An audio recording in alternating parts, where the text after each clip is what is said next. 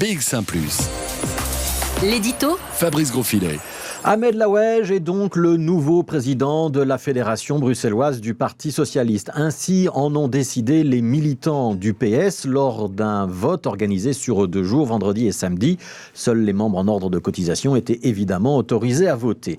Ils ont donc préféré Ahmed Laouedj à Rachid Madran avec 52,5% des voix. C'est ce qu'annonçait le communiqué du PS bruxellois samedi soir aux alentours de 18h30. Un communiqué qui se félicitait, je cite, de la large mobilisation de la base militante, signe de la vitalité démocratique au sein du PS bruxellois.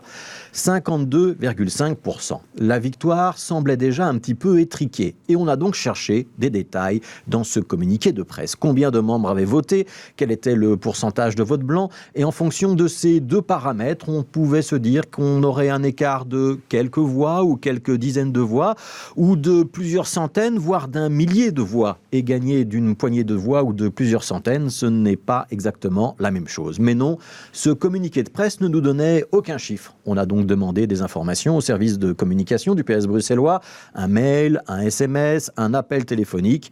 Pas de réponse. Camarade journaliste, Ahmed a gagné avec 52,5% des voix. C'est une information suffisante pour toi. Pourquoi vous vous encombrez avec des détails finalement? Bon, ces informations, on les a trouvées en partie dans le soir. Ce matin, Ahmed Laouedj a obtenu 618 voix. Rachid Madran, 559. Faites le calcul, 59 voix d'écart. On pensait que c'était étriqué. C'est une photo finish.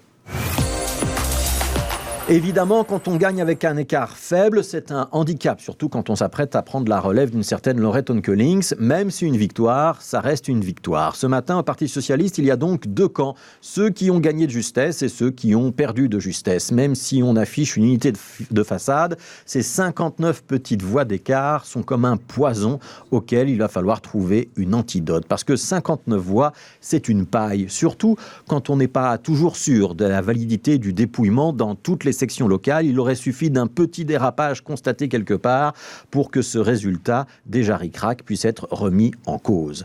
Et le plus étonnant dans tout cela, c'est qu'on n'a toujours pas très bien compris la différence de programme que portaient ces 2 candidats. Une option plus à gauche, une option plus laïque, une option plus régionaliste, non rien. Juste une opposition de style et de personnes. Alors pour recoller les morceaux, il va falloir se parler au PS bruxellois, sans doute négocier, poser des gestes, oser un compromis, proposer à Rachid Madran, le perdant, ou Catherine Moreau, ou Karine Lallieu, ses soutiens, d'avoir peut-être un poste dans la future équipe pour se réconcilier.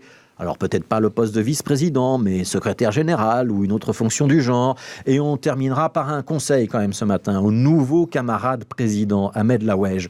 Quand on est un parti démocratique, qu'on organise une élection interne et qu'on publie un communiqué triomphant, c'est quand même mieux de donner les chiffres tout de suite plutôt que de les cacher. C'est peut-être ça dont tous les partis politiques ont le plus besoin aujourd'hui, la transparence.